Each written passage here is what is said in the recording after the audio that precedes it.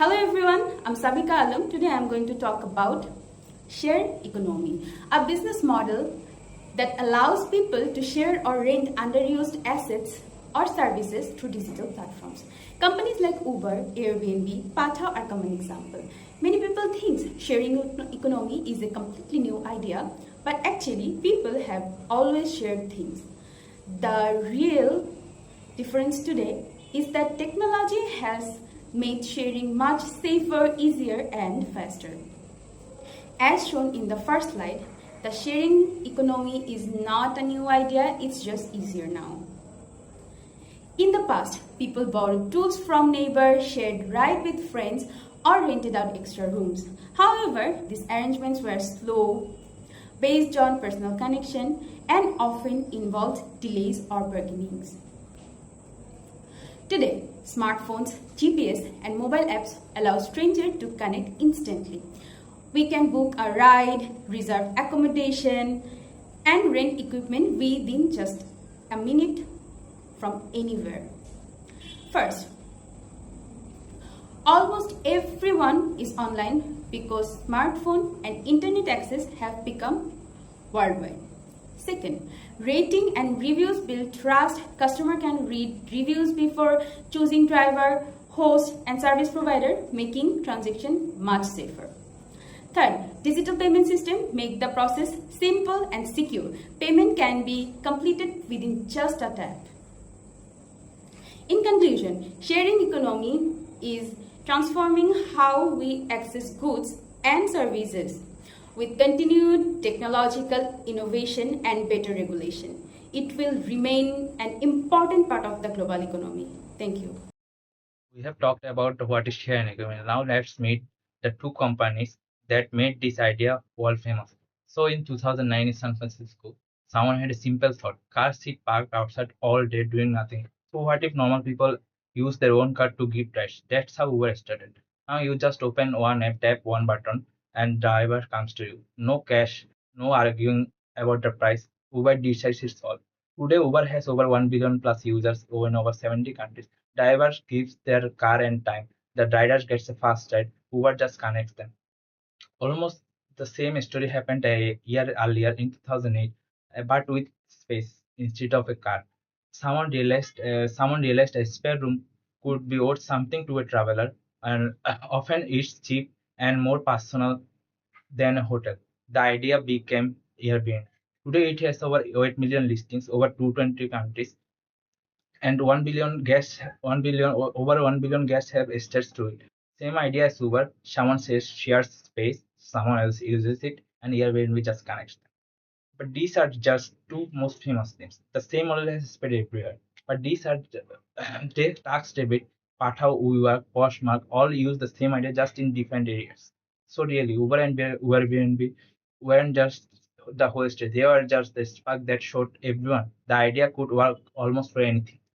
Assalamu alaikum. I'm Sayat Asfiodhara. Today I'm going to talk about what's in it for the user. Now let us look at why people prefer using share economy. First, it gives users cheaper access. People only pay for what they need instead of buying something expensive. For example, imagine that you need a car for only once or twice a week. Buying a car would require a large amount of money, but using Uber allows you to pay for only for each ride. Also, for the second one, it is fast and convenient. With just a few taps on a phone, we can book a ride or reserve a room within seconds. Finally, users get more choices. They can choose options based on their needs and budget, from an affordable room to a luxury car. For the second slide, I'm going to talk about what's in it for the owner. Sharing economy also benefits the owners. It allows people to earn extra money from the things they are not currently using. For example, a person can earn money by renting out an empty room through Airbnb. Similarly, someone can use their own car to earn money by driving passengers. Owners can also work independently. They can choose when they want to drive, host, or provide a service. Another interesting benefit is meeting new people. Drivers and hosts can communicate with people from different places and backgrounds. From the last slide, from my part, I am going to talk about good for society too. The sharing economy can also benefit the society.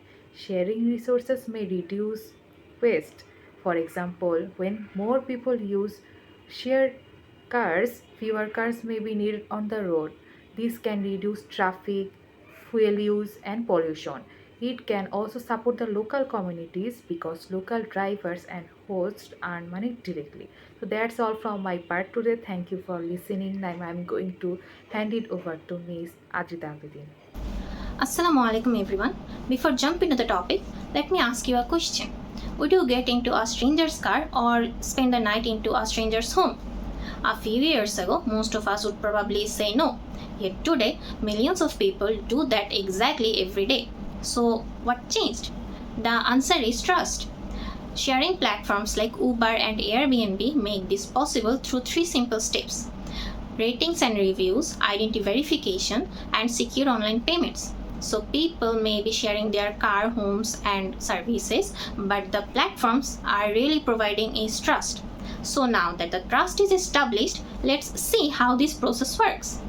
It starts by opening the app and searching for the service you want. Now GPS and smart algorithms will find the best match nearby. With one tap, the booking is confirmed and thus payment is done securely. After the service, both sides leaves rating, helping keep the platform reliable for everyone. But this is only the beginning. The sharing economy continues to grow day by day because people are using more smartphones day by day.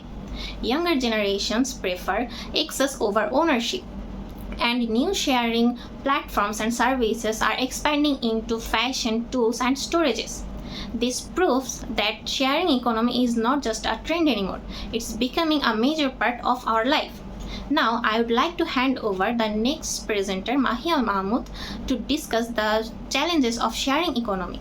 Thank you. Economy has changed how we live. It turned people into drivers, hosts, and small business owners through one app, one rating, and one ride at a time. You don't need to have a car to get a ride or own a hotel to rent out a room. All this happens because of trust. Still, this new world faces real challenges. First, old rules don't follow new businesses. Taxi laws and hotel rules were made long ago before apps like Uber and Airbnb existed. So cities keep fighting with these companies over licenses, tax, and safety security. Secondly, is it fair to everyone? Neighbors complain about noisy short-term rentals. Thirdly, the workers behind the app face a lot of problems. Many are called independent, so they miss out the basic benefits such as paid leave and health insurances. Safety security is another concern here. Letting a stranger into your car or a home may have some risks, and income is unstable here for fuel price, demand, and platform fees. So, where is this heading? The good news is change is coming. The government are writing many clearer rules just for these platforms dedicatedly. Sharing is spreading into new areas such as fashion, storage, and tools, and many platforms are now testing fairer deals for workers, better play, and safety security. In the end, if we can build a system that are fair to workers, fair to community, and safe to everyone, the share economy can keep growing in the right direction. Thank you.